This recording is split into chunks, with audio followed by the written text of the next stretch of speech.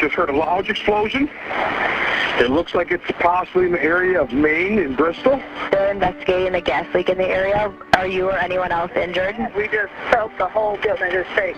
Said you might as well start sending everybody we got. It was his passion to be there to help and help people. He was here, he's like, I'm gonna go put on my gear and see what I can do to help. Dispatch, we need to do a status check on all officers. We pulled our brothers out of rubble. And then we pulled Corey out. It was the toughest day of all of our lives.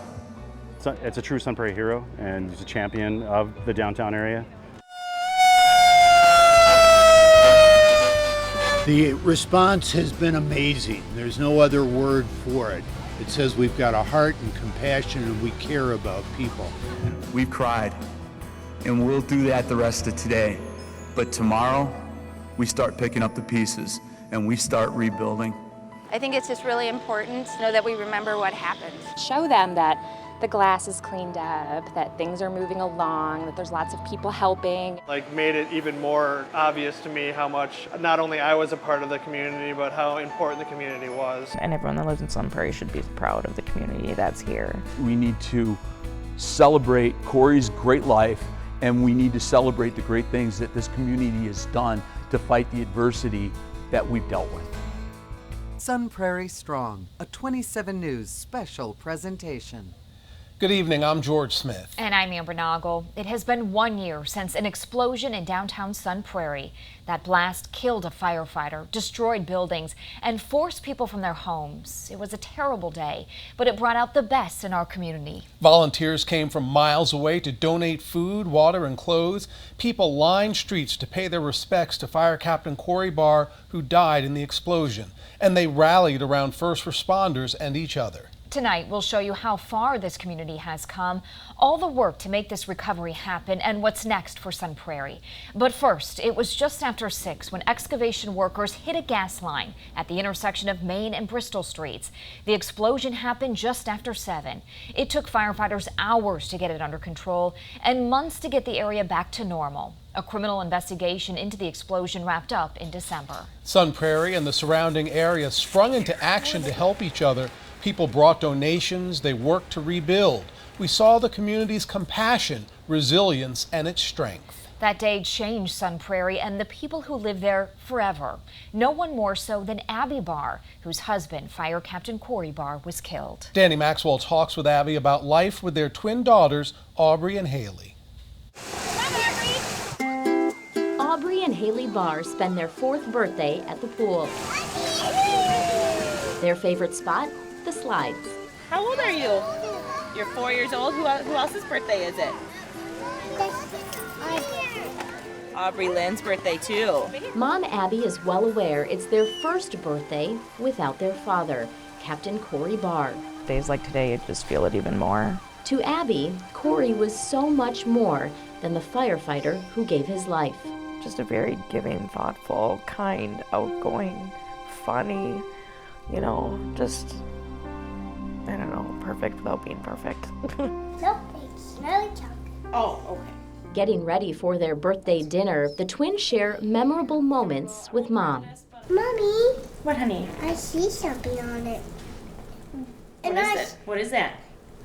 Ostrich. An ostrich.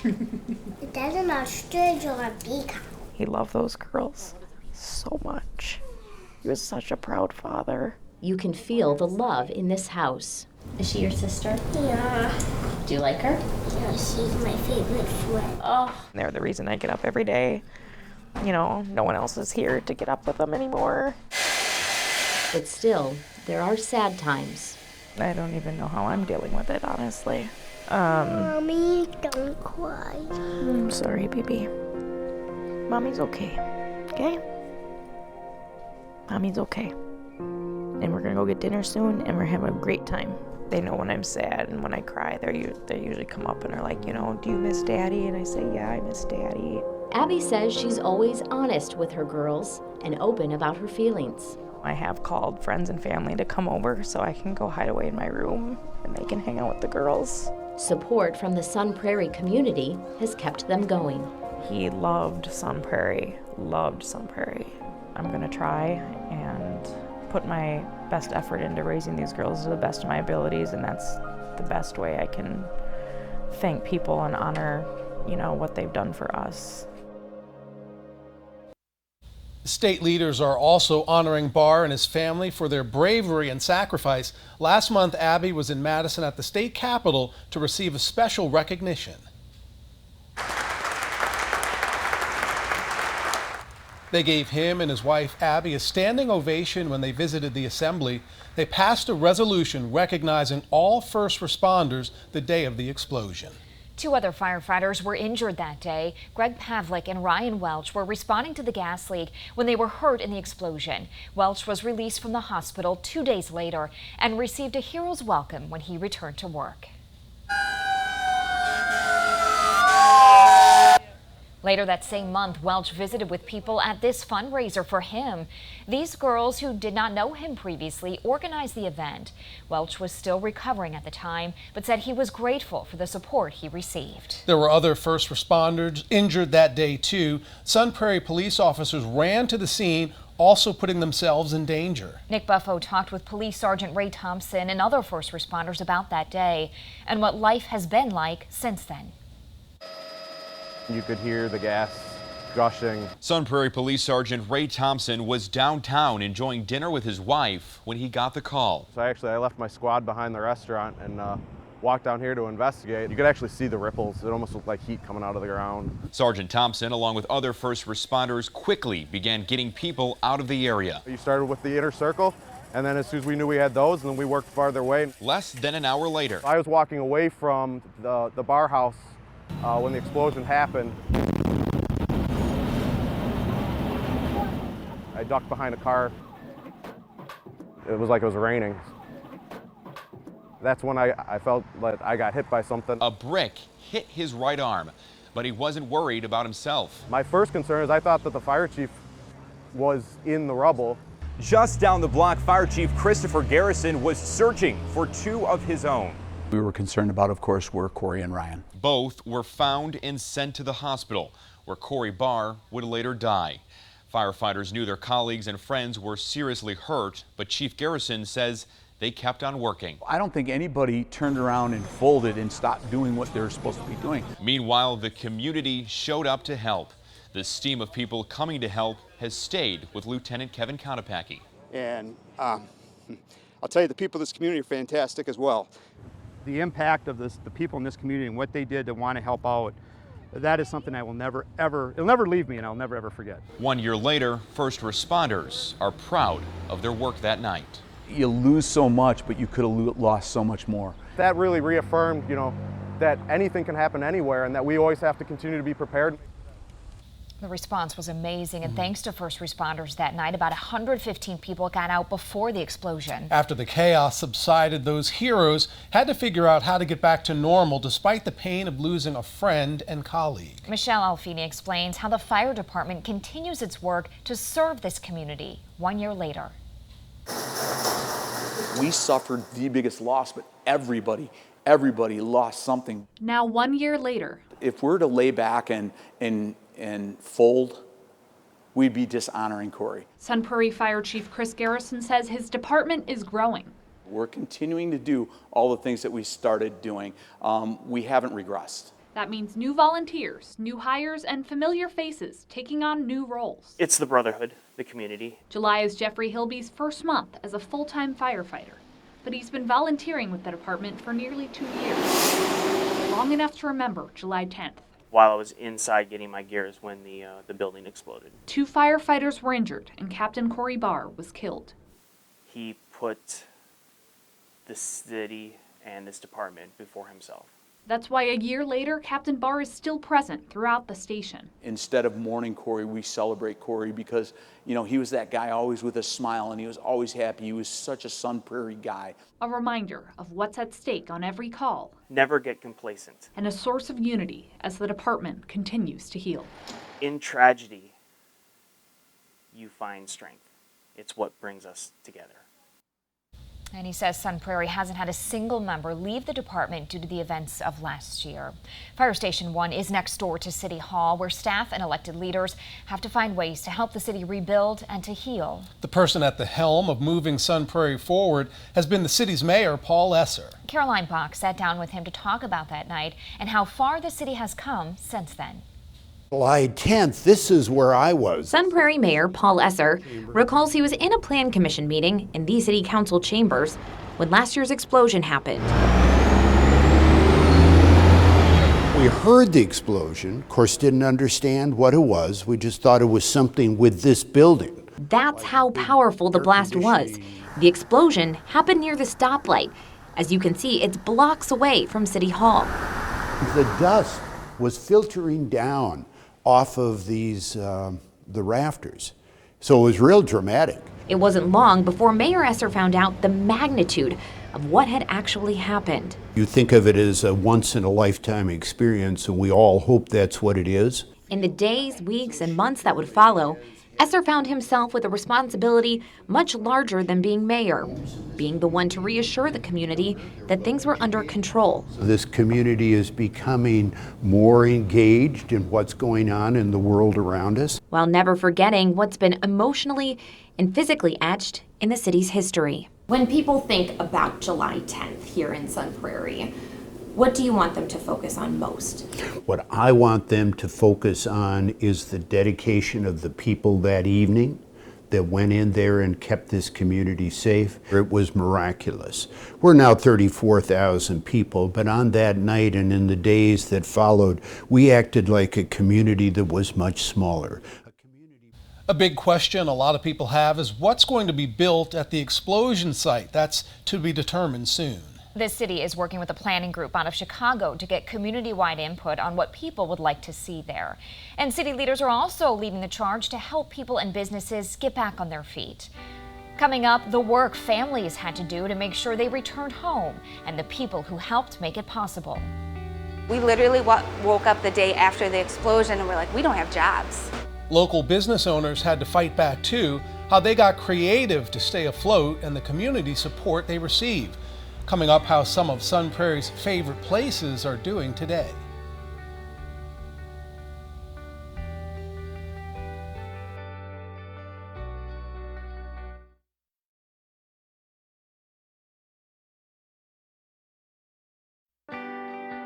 In tragedy, you find strength.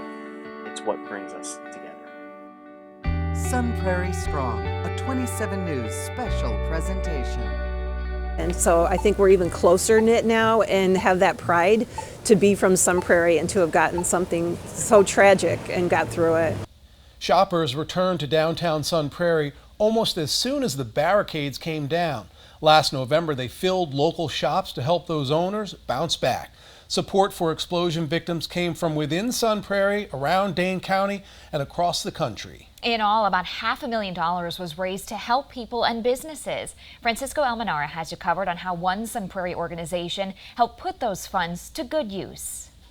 Before the explosion, the Sunshine Place was already helping families in Sun Prairie. Following the tragedy, their work became essential for so many. It was taking our work that we do in the community, multiplying it by 35. In the first days after the explosion, Sunshine Place Executive Director Joanna Cervantes says they weren't sure how they were going to take care of the more than 100 people who needed their help, many of which wouldn't have needed it before the explosion. And so when the Bank of Sun Prairie said we will raise funds, and of the funds that we raise, your clients can benefit from it, we said absolutely, sign us up. The Sun Prairie Disaster Relief Fund ended up totaling more than $500,000. $230,000 of that came to the Sunshine Place so that they could help people in the city who lost their homes to the blast. Security deposit, first month's rent, food, clothing, household items. Cervantes says that's when things changed. It was a very monumental step for the families to know that they can safely go and acquire new housing, and that the community was standing right behind them to help support them get back on their feet. And she says even a year later, some people are still relying on their help. In Sun Prairie, Francisco Almenara, 27 News. Businesses in downtown Sun Prairie were hit hard by the explosion. Some couldn't reopen after losing buildings. Others stepped up to raise money for the community. Jennifer Cleasy continues our team coverage with how 2 businesses were able to bounce back after losing everything. We had no idea how bad it was. I could just see the flames coming out of what would have been our front windows. Last July, Renee Von Klopp's screen printing business crumbled alongside the bar house. I had to call our clients that night and let them know that their work was gone. And it was just kind of a surreal experience. Glass Nickel met the same fate. And watching the entire building and then the building go up. It took 3 months for Adam Bougie's team to make pizzas again in a new spot. And 6 months for Razor Sharp to open down the road. Our clients told us they would wait for us to get going again. Both business owners grateful Sun Prairie was there to help. Like, made it even more obvious to me how much not only I was a part of the community, but how important the community was. A full year later, it's hard to tell Razor Sharp and the bar house were even here. Now it's just a grassy field. This is the first time I've actually been this close. What's it like to be back? Emotional. Von Klopp hoping whatever is built there will honor the tragedy. I think it's just really important to know that we remember what happened. That's why Bougie wants to rebuild where Glass Nickel fell. I think it'll be good for the community too to finally, have something down there instead of just dirt. Reviving Sun Prairie, one business at a time. It's been challenging at times, but it's been so well worth it. Both businesses are marking the anniversary in their own way. Razor Sharp created a Sun Prairie Strong t-shirt to raise money for a memorial to Corey Barr. Glass Nickel donated pizzas to feed first responders on the anniversary of the explosion. The force of the explosion rocked nearby homes as well, displacing many families. Andrew Merica spoke with one family about how the damage went beyond what could be visibly repaired. We were home when it happened. The Poggles' Main Street home mangled by the explosion. It rocked the house. Windows blown out, the foundation cracked, doors and patio furniture thrown, all forcing the Poggles to stay 2 weeks in a nearby hotel. Everything was running through my head, so I was very nervous. A year later, It feels longer.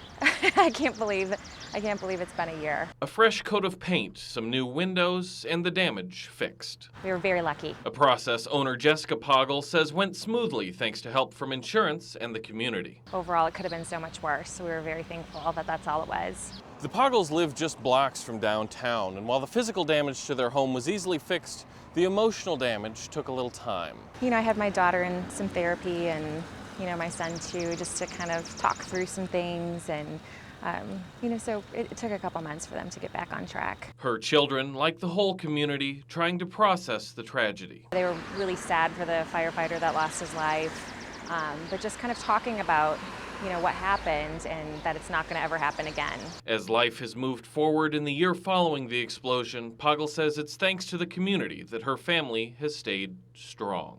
You never know what's going to happen when a tragedy like that happens, and it was just really it just really helped. It helped all of us. In Sun Prairie, Andrew Merica, 27 News. When we come back, this community is determined to learn from this disaster. The lawmakers pushing for new laws to prevent something like this from happening again. Together, and I'll never forget him. His spirit, his memory is alive with me every moment. And Corey Barr's father shares his son's love of firefighting and of his family. My interview with Jack Barr coming up.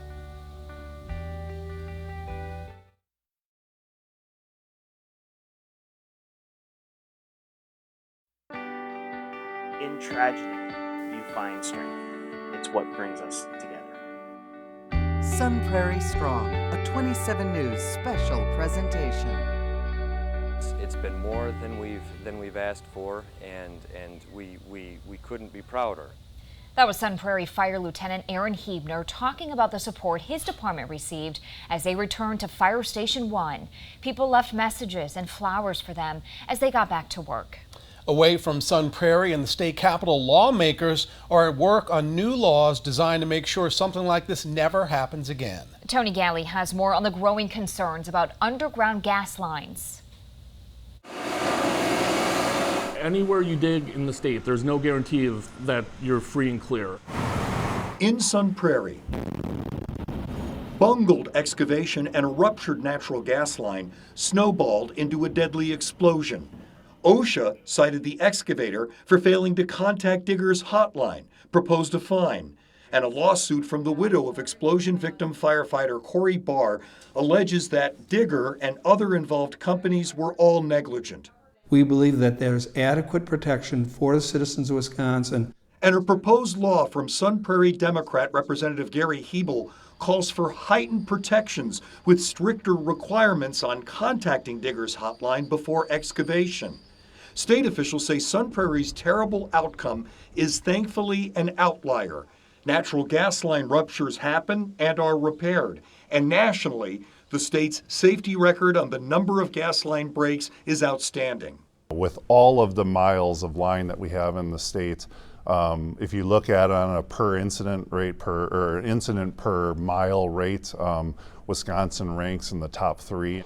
In Sun Prairie, for up to 45 minutes, a utility troubleshooter tried to accomplish what happens most of the time when underground gas ruptures, sealing the gas leak. The tragic failure to do that spurred critical brainstorming. We talked about the grid and the fact that it would be very nice if EMS and the fire department and the police department knew exactly where the gas lines were.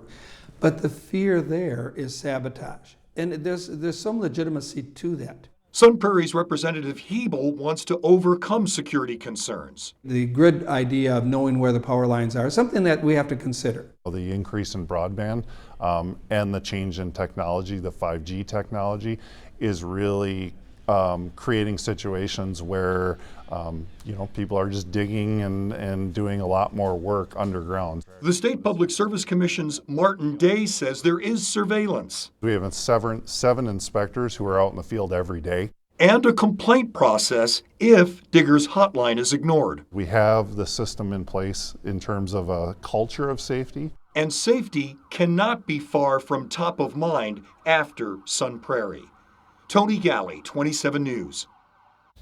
Corey Barr's family is telling people all they can about him, hoping people don't forget the man who gave his life for his city. And George, you had a conversation with Barr's father. Yeah, it was great to get a chance to speak with him. He and I talked about Corey's passion for firefighting and how the family's doing today.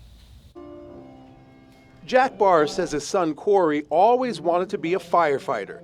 Young Corey would wake up his dad so he could drive him to see firefighters working. Sure enough, I get dressed even late at night and we go, and he just couldn't take his eyes off of anything related to firefighting. Jack got to see his son's dream come true. He just had his heart set on being a firefighter since he was a young boy. And when he was 18 years old, he was the youngest firefighter in Wisconsin. His dream came true, and now we've lost him. That passion never faded. He was so restless, he couldn't wait to get to work. He would just be by the firehouse all the time. He was so excited to be a fireman. He says dealing with Corey's death has been a daily struggle for the family. The grief was tremendous. It's taken many, many months to come to terms with it. But their community has been helping them through it. We're so grateful for the city. Now he cherishes the memories of watching his young son grow into the man who lived his dream. Every time I drive by, I think of Corey, because we would always go on car rides together, and I'll never forget him. His spirit, his memory is alive with me every moment. Jack Barr wants people to know how much he and his family appreciate the level of support they've received from their friends and their neighbors over the last year. And George, we saw that support on the first anniversary of his son's death. All day, this flag flew over Bristol Street in front of Fire Station 1. Barr's former colleagues raised it the morning of July 10th, and it was still there as people gathered for a special ceremony that evening. The ceremony included bagpipes, powerful, emotional speeches from Abby Barr and local leaders, and then a poignant walk to the site where Barr House once stood.